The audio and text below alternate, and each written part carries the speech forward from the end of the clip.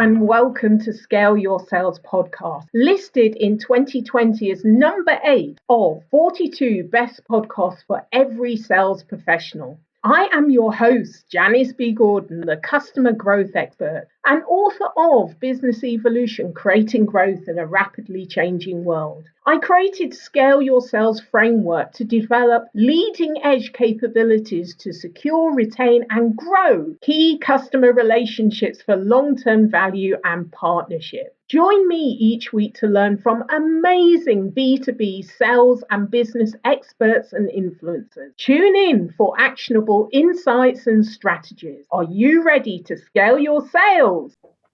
My next guest is a serial entrepreneur and noted speaker about social, sales, and marketing. He has reimagined CRM by building Nimble, the simple CRM for Office 365 and G Suite, best known as the co-founder of Gold Software Corp, one of the early pioneers of CRM for small, medium businesses. So please welcome to Scale Your Sales podcast, Jon Ferrara. Janice, thank you so much for inviting me to join you for this conversation. I think that we learn when we teach, and I think we grow when we help grow others. And so these kind of conversations are always fun, but it's always great to drop a little bit of actual knowledge to others and help them grow as well. Excellent. And you're absolutely right. I these days, my recordings are back to back and they're absolutely exhausting, but also at the same time, exhilarating. I just feel so privileged and lucky to be able to ask great people like yourself questions and to learn so much. So I'm really eager, to get into this, and because I know as much as I learn, the people that listen to the podcast also learn. So let me start off by asking you about how the industry's shifted. I know your expertise is not only, in the CRMs and the great softwares that you've created, but the whole area of social sales and marketing, which underpins the software program. So how do you think it's evolving? Do you think it's shifted enough to be buyer and customer centric? Or do you think the whole industry have a long way to go? Well, Janice, I think the more things change, the more they may stay the same. I think that in order to stay top of mind with your prospects, your customers, and ideally their influencers, you really want to become their trusted advisor. And you do that best by, like we talked about earlier, giving your knowledge away so that when they need your products and services, they pick up the phone and they call you, and then they drag their friends with them. I think that this is the way that business ran back when we all lived in small towns. But I think that we lost our way for a little bit during the go-go 80s and 90s of the bag 'em and tag 'em enterprise sales, where getting the sale was really the goal, not serving the customer. And I think that social media has transformed the way that we work, play, buy, and sell. And it's forcing companies and salespeople to transform the way that they engage and sell customers, because in the end, nobody wants to be sold, and people don't buy great products. They buy better versions of themselves. And so instead of companies selling and telling people how great they are and how great their products are, I think that the modern seller, the modern company, is teaching their customers how they can be great. And I think that's the secret to success, is if you teach people to fish, they'll figure out you sell fishing poles. So is the key here on education of your customers? And then if you educate enough of them, then they'll want to buy from you. Well, I think that's the way I buy. So I have certain passions. I call them the 5 F's of life: family, friend, food, fun, and fellowship. These are the things that we connect with each other on, those softer things of life. So I happen to love astronomy and barbecue and cooking and family and backpacking. And I watch videos and I buy products, and I end up buying products that people that share content teach me about, and I buy in times from those people. And so many cases today, people are selling barbecues are doing videos about how to barbecue and which barbecues to buy, et cetera. And so I absolutely believe that that education is key to standing out from the crowd and being top of mind. You know, there was this actress back in the day, her name was Mae West, and she said, out of sight is out of mind, and out of mind is out of money, honey. And so you're not going to be top of mind by sending a quarterly newsletter that talks about how great your products are to your customers. And the way you will stay top of mind is by dripping your knowledge. In fact, most professionals have forgotten more about their areas of expertise around their products and services than most of their customers will ever know in their lives. Imagine you just gave that knowledge away on a daily basis. But I think the key thing about that is don't just spew knowledge. You need to then listen and engage to the people that respond to that with the intent to serve them and help them grow, not to immediately engage them and start selling. And I think that's the secret to success, that service is the new sales. Let's go back to your early sales career and, you know, how you got into sales and then how you kind of transitioned. Okay. So first off, I never wanted to be in sales. My dad was. That's unusual. Yes. Does. In fact, I specifically said I don't want to be in sales, but I found myself in sales time and time again. So my dad was the #1 Lincoln Mercury guy in the country in the 50s. And then he had the first Subaru dealership in the 70s in California. And I grew up on my dad's car lots. And even though my dad was a reputable businessman, I just said to myself, I never want to be in sales. My uncle was head of, he helped invent radar and microwave at MIT in the 40s, and he was an aerospace entrepreneur in the 70s. And I wanted to be like him. So I studied computer science, but to make my way through school, I had to work and get a job. And the natural thing was, because I bought a computer in 1978 when I graduated from high school, I did what I knew. I worked at a computer store. And it was fortunate for me that that was when the IBM PC came out and the first PCs were being sold to corporations. There were no PCs on desktops at companies, and those PCs were 55% margin. So I sold the first 300,000 computers into Southern California corporations at 55% margin. So I think I was making $80,000 a year in 1982, living at home, working part-time. And so my introduction to sales was it can be very lucrative. But nevertheless, when I graduated with my computer science degree, I went and worked at Hughes Space and Com because I wanted to work in technology. And after 2 years in aerospace, I saw that I'm not an aerospace person. It's just too slow for me. I got a job at a startup in Boston as a systems engineer. Well, very quickly after a year, they moved me into sales. And so there I was in my first real sales job, enterprise sales. And they gave me leads, which were basically phone numbers of local IT people, and said, go get them. So I cold called those leads, put notes on the piece of paper that the lead came on. I put my appointment in my day timer, which is like a leather-based calendar to-do organizer.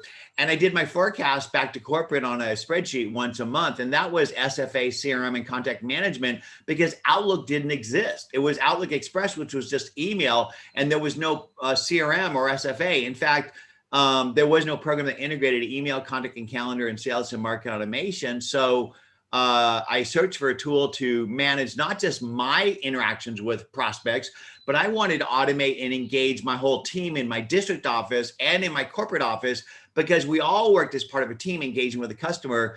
And because I couldn't find it, and I had a computer science background, I said, you know what, I could do this. And so I quit my job and started a company called Goldmine, which was Outlook and Salesforce combined before either existed. We started that company on $5,000, never took a dime of venture, grew it to about $100 million plus a year in revenue, and sold it. And I retired when I was 40.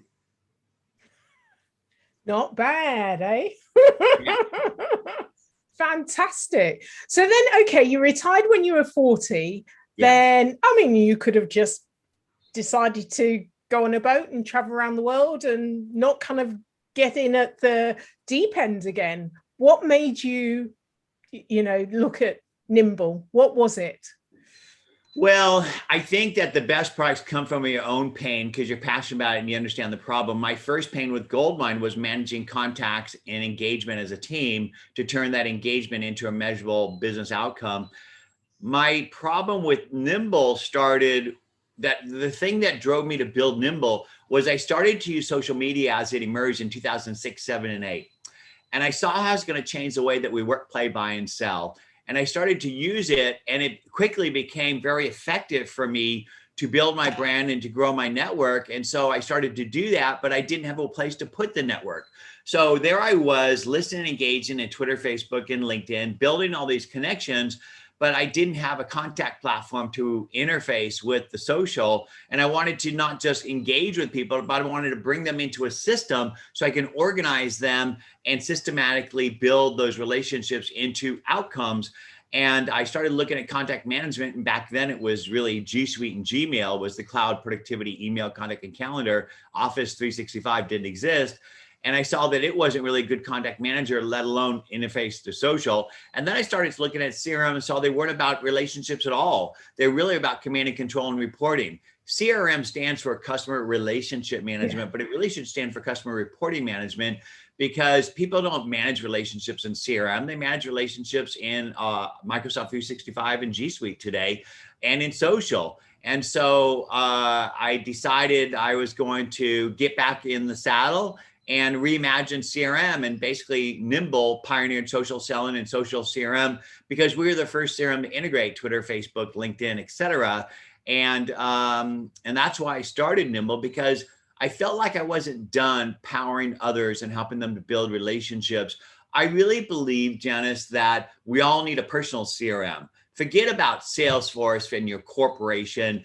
I think that everybody has a personal brand and professional network, and they don't manage it well. They basically manage it in Google Contacts or Microsoft or iCloud and Twitter, Facebook, and LinkedIn, et cetera. And that if you're not managing your network effectively, you're not really able to derive the opportunity to turn those contacts into gold. I mean, that's interesting because personal branding has become so important nowadays. And some people are really excelling because they're managing their social footprint and their whole brand capital. Right. And especially now we've been through COVID, they're the ones that are getting the jobs quicker and opportunities because they're easy to reach and find, and you can look them up and it's all there. Well, you know, the thing is that people are going to Google you before they meet you. And if you don't show up on that first page, you're in trouble. And here's a tip. First tip, Google yourself. And if you don't show up on the first page, build a Wikipedia page for yourself. It's free. It's easy. All you got to do is cite external articles and follow the guidelines. And when people Google you, you'll show up as a box on the right-hand side. Google optimizes for that. And you can control how people see you. But one of the things I do want to point out is everybody's telling everyone that your brand and your network are important, that you should set up identities in all the places where your customers and your prospects and their influencers have conversations, that you should drip knowledge and listen and engage to turn those connections into relationships. But very few people, unfortunately, have a personal contact platform, a CRM for themselves.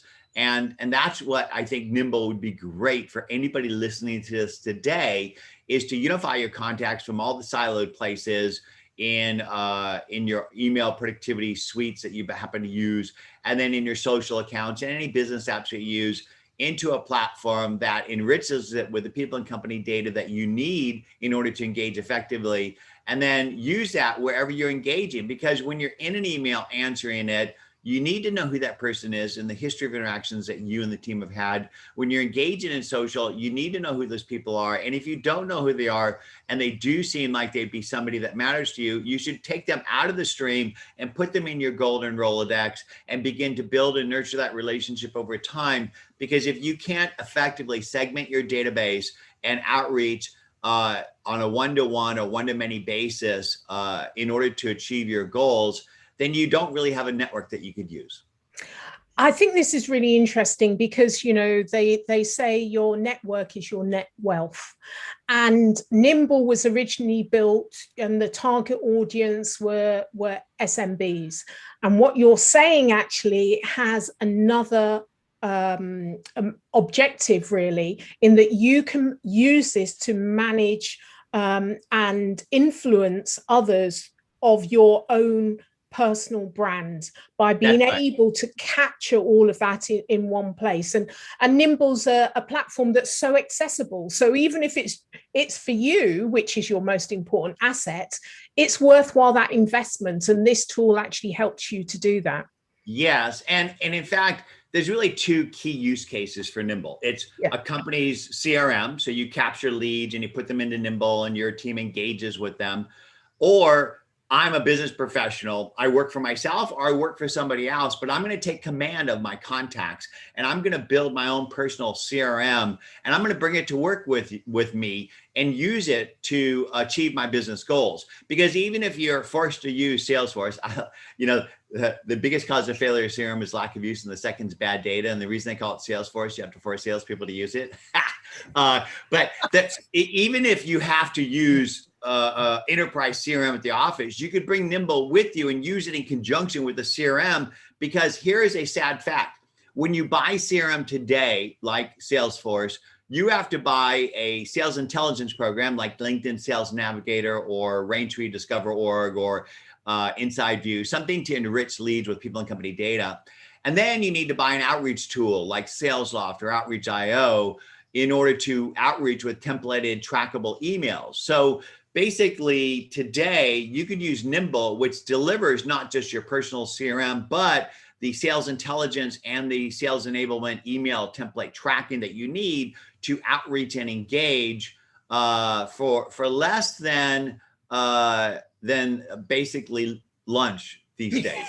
Yeah, that's incredible, really, isn't it?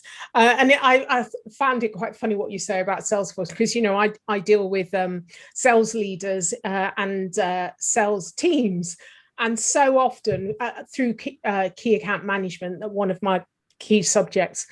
And so often, you're right, it's a sales reporting tool. And there aren't that many people that love Salesforce, and it costs a fortune. And many companies make this massive investment, but it's so highly underutilized, really. It's not intuitive at all. Most people use their CRM as a contact manager. So let's just get down to the history of CRM. Yeah. So basically, CRM kind of started with a Rolodex, and then it evolved into the 6x9 index cards, where you would make a call and you put a note on the call and you put a recall date and you file it on the recall date. And that was your sort of card file CRM. And then Goldmine and Act pioneered contact management, and Goldmine really pioneered Team CRM. And it was the Outlook of its day, because Outlook didn't exist. So at the heart of Goldmine was a really great contact manager. And that's what salespeople need. They need the contact management and the SFA. Management really needs the CRM, which is the lead reporting, command control stuff. And the problem is that Outlook came out, it became the contact manager. And so CRMs don't build good contact management into CRM, and sales reps don't use it for contact manager. They use it for reporting. So basically at the end of the week or the day, they might go log the stuff that they're supposed to do, so management gets off their back. But they really need an engagement tool. And that's what Nimble is. It's a really great contact manager, because I invented contact management, and I know that you got to empower the customer-facing business team member to listen and engage with customers before they could ever put an opportunity in the lead pipeline. And so the history of CRM is relationships and really good contact management. It evolved into SFA, Salesforce Automation. It evolved into CRM. The funny thing is CRM forgot contact management and SFA. So when you buy a CRM, you got to buy the SFA stuff today that used to be kind of built in. And it's just really funny how it evolved and sort of fell backwards. I mean, it is funny, but tragic, really tragic. The sales stack now is, you need a degree just to read it. Well, okay, here, let's do some numbers. Salesforce, $135 per rep per month. SalesLoft or Outreach.io, $100+ per rep per month. Discover Org, which is sales intelligence, or LinkedIn Sales Navigator, $100 per rep per month. So minimum $300 per rep per month to give them the minimal sales stack. And most salespeople don't know how to use that stuff. So you got to hire a sales administrator to run it all for them, which is going to cost you 50,000 plus a year to run all that stuff. And people wonder why these tools are underutilized. And I think that we've forgotten who we serve. And the reason is the enterprise companies serve the enterprise buyer, the manager. They don't really serve the customer facing business team member. And so if you're listening to this today and you want to manage your contacts more effectively, go try Nimble. And if you like what you see, use the code JON40, JON40, to get 40% off your first 3 months. And one of the things I love about Nimble is it works for me by building itself, by automatically unifying my contacts from all the disparate places they are, enriches them with people and company data so I don't have to Google them, I Nimble them, and synchronizes email, calendar, and social interactions that my team and I have had. But then the most important thing is it works where I work. So if I open an email, I can see who the person is and I can see the history of interactions. But most importantly, I can then log the note and schedule the next task. And that's the basics. Business basics. Log a note, schedule the next task, because if you don't have a next action with a customer, then you basically have left them as a needle in the haystack and you'll never find them again. And so follow up and follow through is key to business success. And we just don't do it because we have to go back to the CRM to log that stuff and to schedule that stuff. And in the end, we don't do it. So this is your second life in Nimble. And, you know, is there a third for you, Jon? Is there kind of something on the horizon where you think, I still don't feel I've given enough, you know, I've got more in me. There's another thing that I need to create and to make life better for, you know, my audience of people. Is there something else that's looming in the back of your mind that's still forming? You know, Janice, I don't know if I need to build another product, but I do love to build and grow people. A year after I sold Goldmine, I got a head tumor and I faced death. Wow. And when you face death, you look around, you question things. And I did some spiritual work and I came to the conclusion of why I'm on this planet. And I came to the conclusion that I'm on this planet to grow my soul in the brief period of time that I'm here. And I think the best way for you to grow your soul is by being present with others, especially those who love you, and help them grow their souls. And that's why I'm here, I think, is to grow by helping other people grow. So I think one of the ways I'm thinking about doing that is by doing more teaching. I would love to find ways to blow wind in other people's sails at scale. Yeah. And I think the people we most admire in life are our teachers, the people who've inspired and educated us. And that's what I'd love to do at scale at some point in the future when I'm done with the Nimble life cycle. Yeah, that's interesting. Really interesting. I really like that, because I think at the end of the day, when we think of our legacies, it's not always the big company, the money, and all of those things. It's actually it's almost in the memory that people have of you, the difference you made, and that's kind of one-on-one, isn't it? Really, it is. Yeah, all of us can think of our favorite teacher. I mean, for me, over 40 years ago, but actually I still think of them now because there's something that they showed me or they taught me. There's a difference that they made that I've carried forward. And I don't know if that's the same with you. Yes, absolutely. So I took Calc 1, 2, and 3, differential equations, linear algebra, and numerical analysis with the same teacher in college. And his name was Larry Small. And I don't think I would have gotten through those classes. In fact, I got straight A's through them because he was such an inspirational teacher who truly cared. And I think that you're right, Janice, that in the end, they don't write on your grave, in pioneered CRM, made hundreds of millions of dollars. I think what they do is they write beloved father, friend, husband, member of the community. And I like to say that we're not on this planet to make money, but to make memories out of moments. And that's why it's really important to be truly present with the other people around you and to listen for ways to add value, to blow wind in their sails. Because I think that's why we're here, is to serve others. And by doing that, you serve yourself. I think it was Zig Ziglar who said, the more people you help grow, you can get anything you want in life by helping other people get what they want in life. Yeah. And it's really so true. Yeah.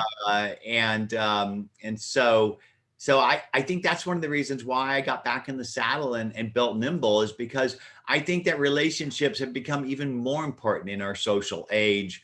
And I think that people don't really realize that relationships aren't business cards or LinkedIn connections. They're actually people that you've taken time to get to know, and you've nurtured the relationships with the key ones that matter. And I love to tell stories and analogies. Here's another one about relationships. Well, first off, there's a guy named Dunbar, an English chap, who did a study, and you can only manage 100 to 200 people in your head at one time, the Dunbar limit. And then the other thing is it takes most of the fuel of a rocket to get to orbit, most of the fuel of a car to get to 60, 70 miles an hour, very little to stay at that. It takes a lot of work to initiate a relationship, much less to maintain it. But we don't maintain the key relationships that matter to us, because if you do what we teach you to do, which is build your brand and identity in all the places where your customers and prospects have conversations, begin to share knowledge, listen and engage, what you're going to do is you're going to build tens of thousands of connections. You'll quickly become overwhelmed by contacts, and you'll lose the needle in the haystack. And that's why you need a system to organize and manage your contacts. And LinkedIn's not it, because you can't even export the email, let alone the location for your contacts out of LinkedIn. And Office 365 and G Suite aren't really good contact managers. And that's why I think we all need to better manage our network, because like you said, it is your net worth.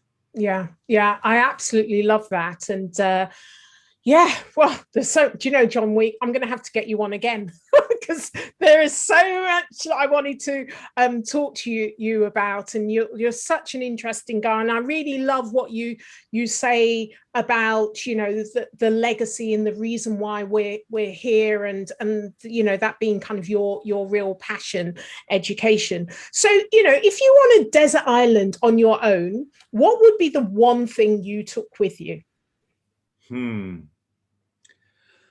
Well, I'd say my books, because I love to learn. It helps me grow, and I voraciously read. I've been reading all my life. In fact, the library by my house was my sanctuary. I had an old 1920s beautiful library near my house, and it was a place where I went. And so I love to read.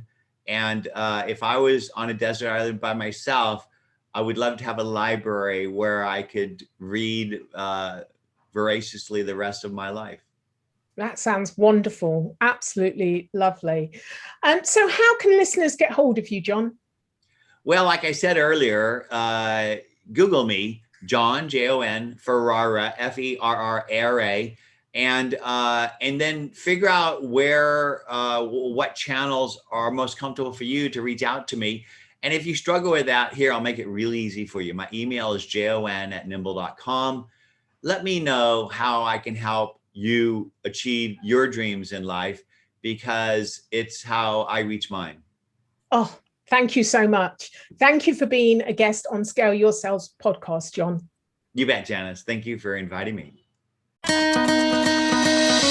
Thank you for joining me on this episode of Scale Your Sales. Feel free to connect with me on LinkedIn or Twitter, Janice B. Gordon, to comment and share. I'd love it if you would leave a review on ratethispodcast.com/scaleyoursales. Please subscribe for more weekly expert insights to scale your sales.